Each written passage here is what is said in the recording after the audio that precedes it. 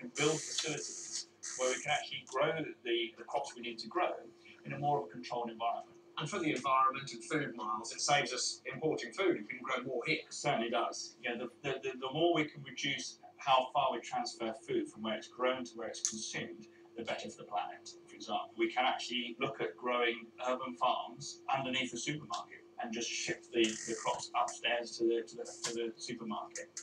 Some supermarkets are actually having live growing walls within their supermarkets themselves. The freshest herbs you can buy. It's very much so. So, with a limited amount of land and the need to produce more food, could this be the answer? Can it really work on a commercial scale? To find out, I'm meeting tomato grower Rowley Holt in Worcestershire. Hi, Rowley. Adam, good to see you. Good to see you. This is extraordinary. And you're harvesting tomatoes in the winter. It doesn't seem right. No, after 35 years of conventional crops, we took the plunge, invested in this setup, which enables us to grow all year round. And it's all about the lights. Absolutely. Without light, the crop wouldn't grow. We've got a mixture of high-pressure sodium lamps, these ones up at the top here. High-pressure sodium lamps produce some heat. That's what the plant needs. I can feel the heat coming from the lamps. Yeah. And a mixture of LED interlighting between the canopy. And that makes a difference? Absolutely. It gives the plant enough light to grow in the darkest months of the year. They look amazing, don't they? Like some sort of crazy tomato disco. Yeah, yeah, it is.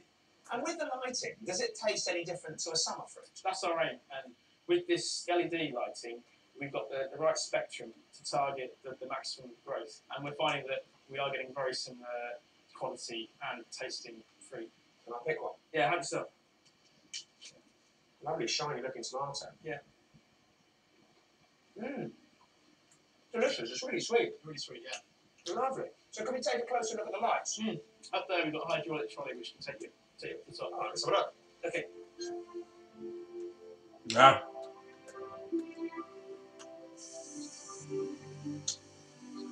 No live broadcast that, man. I'm not drinking a beer. Goodness me. I just don't. It really is. Today, though. First time in ages, I felt good today. So this is where the flowers are? Because I didn't drink Thursday, Friday, or Saturday. Within a few days, My body felt good. Tomatoes for me. Oh yeah, okay. And then a week later, you'll see more mature tomatoes. I'll tell you what I don't like though. Pollinating the flowers. Bumblebees. You've got bumblebees in here. Yeah, we got an army of bees in here. Yeah. It's wonderful, isn't it? Yeah, it does all the work for us. You can really see the LED light shining through the crop, can't you? And you're using a combination of colours. Yeah, we No, but I'll tell you what I don't like. One red and one blue. The red is to Is when you feel rough in the morning when you've had some beer. and the blue is for leaf development. Can we move on a bit? Yeah, okay. This is quite exciting. Yeah. I just don't like feeling rough in the morning. It's all very well I not like having the air miles by producing the food here in the UK, but you are using a lot of energy, aren't you? How do you argue against that? Well, on site we have a power plant producing heat, electricity and CO2, so we're not relying on buying electricity. And also, together with the LED, we're already being quite efficient on energy, so we're definitely heading in the right direction. And what about being self-sufficient in tomatoes in the UK then? How far off are we? We're way off. Yeah, we're only producing 25% of what we eat in the UK. Goodness me, lots of room for growth. There's a massive scope for growth. And are we likely to see these LED lights being used across other fruit and veg? I think there's a massive application for soft fruits, for herbs, other protected crops. There is a huge scope for the crops to use it. Very exciting times ahead. I think it is. Yeah. Thank you for showing me around. It's been fascinating. That's a pleasure. Should we go down? Okay.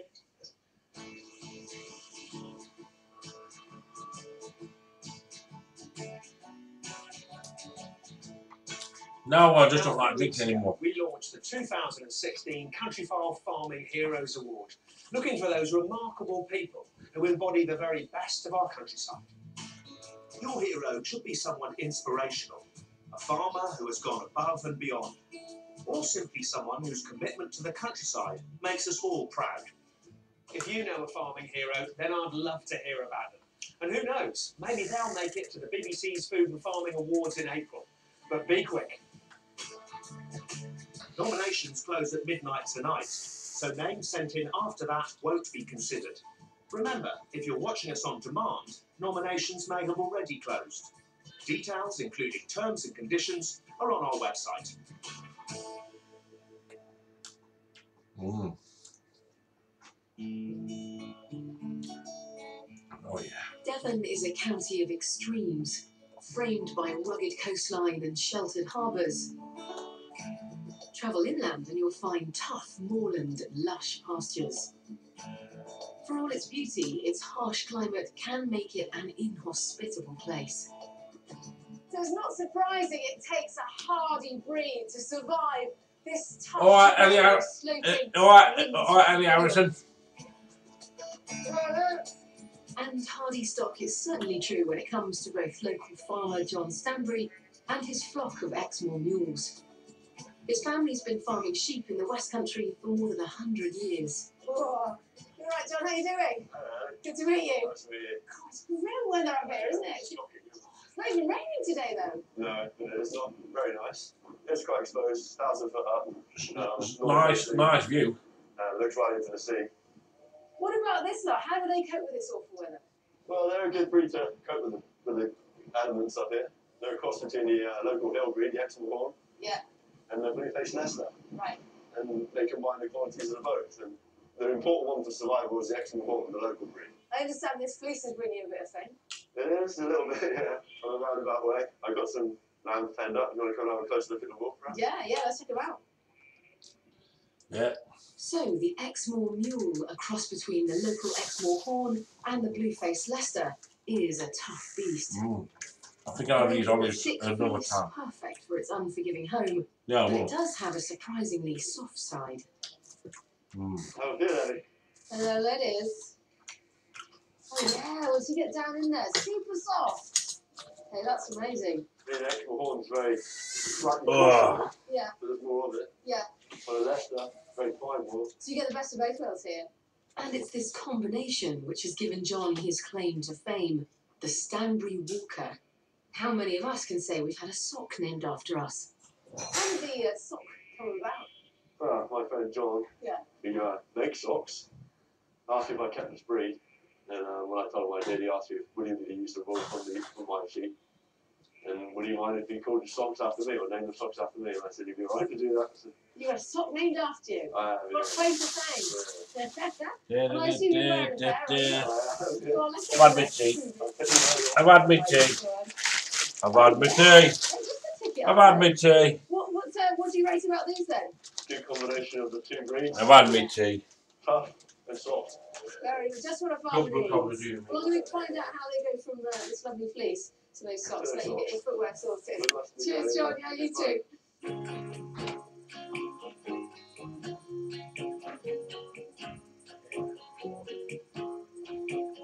John Arbon's been running a small-scale mill in North Devon for 15 years, producing yarns perfect for creating his range of socks. So this is where the sock magic happens. Sock magic indeed. How do you go from thong to foot then? Well, what we've got here, this is the sheep's wool after it's been sheared, Yeah. but it's been washed. So I'm not been doing a live broadcast tonight, YouTube. I was going to, but A bit of softness to it. Alright. And what we're going to do now is open it up to a bit of a tangled mess. oh yeah. So behind me, I've got an old 1950 SCADA, Hey. still Oh, going. yeah. What we're going to do is run the fibre through this, and as it goes through a series of rollers with pins, it's going to detangle it. Yeah. And we're going to turn it into what we call a sliver. Oh. And what's happened here, it's detangled it so it can process it further in our worsted spinning. You get a sense of the softness. Now, but I'll tell you what, YouTube. And now we're going to take that to Ralph and try and make all these I didn't feel like fibres making last night. mismatched, nice and parallel. This is And Ralph. This is a build. I don't feel like making tonight either. Silly names we've got. I'm just not in the mood. Oh, yeah, I'm going to ask you Are you about right? that. They're just sort of, they're almost human, you know. They're old machines. We bring them back to life. Why have you gone for these older machines? They're easier to maintain and mechanical. I can get them apart and fix. 21 days, no bookies. Next, the wool is combed to remove the short fibres, and then evened out before arriving at this machine called Butler for spinning. What we're doing here is drafting the fibre. We've made it into a Yeah. roving. So I'm just going to Drafting it relax down and tonight. spun onto a ring and onto this tube. Wonderful. Can we see this one in action? Yeah, sure. Oh yeah, I'm meant to be watching. I'm meant to be looking at what's on tonight. It's incredibly quick, isn't it? Not quick enough. Open all hours is on at 7:30. Well, I'm not having a go at making one of these socks? Do you think I could try? Yeah, well, we've got some yarn set up on the machine. I think we can have a go on it. I'm not much of a knitter. I like the sound of the machine. Dragon Den's on. Which way? This way? Let's go this way. Each sock is designed on this clever piece of Dragon's Den. kit, a Victorian knitting machine. Yeah. Possibly go. Don't go in the wrong direction. Forward. Fluffy bit. Gently, gently. Try to pull this in. There we go. So it's feeding the yarn into the needles as it goes round and knitting a tube. These little levers, what do they do? They're called latch needles, able to pull a loop and slip a loop each time. They used these quite a lot in the First World War to knit socks at home for troops. There's something quite moving about the idea of these women sitting at these machines making socks for the boys in the army. Yeah, a lot of them did. Why socks? Well, socks, I mean, who doesn't like a good pair of socks? You put on a natural fibre pair of socks, it's a whole different world. I think these are going to be over the knee. Yeah. Definitely. Going for long socks. A long one. I tell you what, we do a lot of standing around in cold weather on Country Fast, so I know someone who's going to love a pair of these. Yeah. I'm not doing any live broadcasting like YouTubers. And I'm not drinking no alcohol either. It's first time in ages. Country Fire weather's on. First time in ages, I woke up this morning feeling fresh and feeling good. I'm just gonna, I drink in the future, but I'm not gonna drink. I just don't feel like drinking. -9.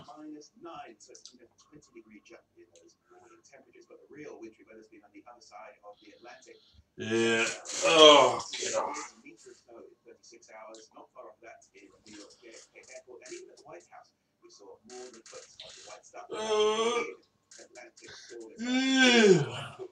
I watched Dragon's Den. Ooh, open all hours on at 7:30. So 7:30, open all hours. Dragon's Den at 8. Then 9 o'clock I watch a film on Netflix. Then go to bed about 11 o'clock. Yeah. That's my night. Open all hours, 7:30. Dragon's Den at 8. Then from 9 I'm gonna watch a film. I'm not even on YouTube tonight. Fuck it, I'm not gonna go on YouTube. I'm switching this computer off. I'll upload this video. Then that's it. I might have some time off YouTube. Yeah. I think I need a break from YouTube. Yeah. Nah, I used to love doing live broadcasts. And I used to like drinking. But first time on a Sunday morning, I woke up nice and fresh. I didn't have a hangover. And I thought, I feel fucking good today. I feel good. I've got no hangover. And that's how I want to feel good. I don't want to when you have a good drink, next day you feel fucking like shit. Your body's in meltdown. You're out of sync. And I've got to look after my body. The bacon stayed in the fridge for fucking months. It's not going to rot. I've got 8 bottles of beer, bottle of champagne. It's here when I need it. It proves I'm not dependent on alcohol. Thursday, Friday, Saturday, I didn't drink. I'm not drinking tonight, so that's 4 nights no beer. Yeah. Might sound a bit boring, you're not doing no live broadcast, God, he's boring, isn't he? Well, it's better to be boring and fucking feeling good, isn't it?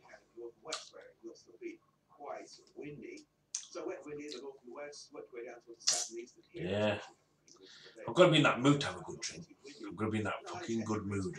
Right, I've got to be in the mood for it. So I'll not be drinking tonight, YouTubers. I'm thinking about having some time off, YouTubers. I'm thinking about having some time off, YouTubers. So this could be the last video for a long while. I might have some time off. Yeah. I might come back in April. I might have a couple of months off. I think I need a good break off YouTube. Oh, it's lovely around here. That's where I'm going to visit in the summer. North Devon Cliffs. The waters that lap at its shores. That's where I want to visit, North Devon. Protected from the worst of the westerly winds. That's where I'm going on holiday, North Devon and South Devon. Weston-super-Mare, Brighton, Bournemouth, Isle of Wight. Well, I haven't been to North Devon or South Devon for ages. At one stage, practically everybody that lived in this village would have been involved in the fishing industry. Yeah, North Devon's nice. In the 19th century, when tourism began to take hold as Clovelly's main source of income. But there is one man who's made it his mission to keep the fishing traditions of this village alive. Stephen Perham, who we met earlier, is not only the village dustman and harbour master, he's also a 6th-generation herring fisherman. Well, Steve, it's good to see you again. And now to talk about your kind of true profession, where your heart lies then, as a fisherman. So just talk us through your year here as a fisherman in Clovelly. Well, the main part of the fishing is yeah. So I'm thinking about having some time off YouTube. So this might be my last video for a long time. You'll be surprised this week. You think, you know, Seaside Mark's not done many videos this week. Where's he gone? I'm having time off. I just feel like a break from YouTube. Clear my head, sort my head out. I need to get with a woman from Edinburgh, start a new relationship in the future, and get back in. I need to get back into real life. I'm spending too much time on the internet, man. I'm wasting my life away, man. You know what I mean? I'd rather be with a woman than be on the internet. I do videos in the future, but I'm having some time off. Yeah. I feel like having some time away, time off YouTube. Sign out, don't switch the computer on for a long time. Just use my basic phone, don't have no internet when I go out, no camera. Just have a break. Just have a Kit Kat. Recently, he's decided to revive an old fisherman's craft. He's making willow lobster pots, just like his father and grandfather would have done at this time of year. Someone else will do a live broadcast tonight. So these are traditional lobster pots. Yep. No, I just don't feel like drinking tonight, YouTube. Don't feel like it. I don't think for the next 3 months, I don't think I'm going to drink. No. I want to go alcohol free for a while. Because when you drink alcohol, it dints your fucking pocket, so you're skint. Costs you money to buy it, and it makes you feel like shit day after. So I'll not be drinking very much now in the future. I'll have the odd pint, and then bottles of beer. I can keep them in the cupboard. One day I might fancy 1 bottle of beer for one day. Have a pickled onion sandwich. No, I want to have some time out of YouTube. This is my last video for a long while. It's time to have a break from YouTube, from social media. I need to step away from social media. Yeah. Time in my life where I just don't want to be doing it. Yeah. I'm hoping you've all had a good weekend. So, you got Brightside. He does a lovely live chat. Grant does a live chat. So there's some good people out there. Does live chats. Well, this is rather pleasant. Can you believe how sleepy it is? So, all take good care. Have a good week. Keep up the good food, Clayton. And Tim Aldridge, you're a good chef. You're one of the best chefs on YouTube. Stephen Murphy, hope you have a good night, mate. I know I'm not giving you many shout outs, Stephen Murphy.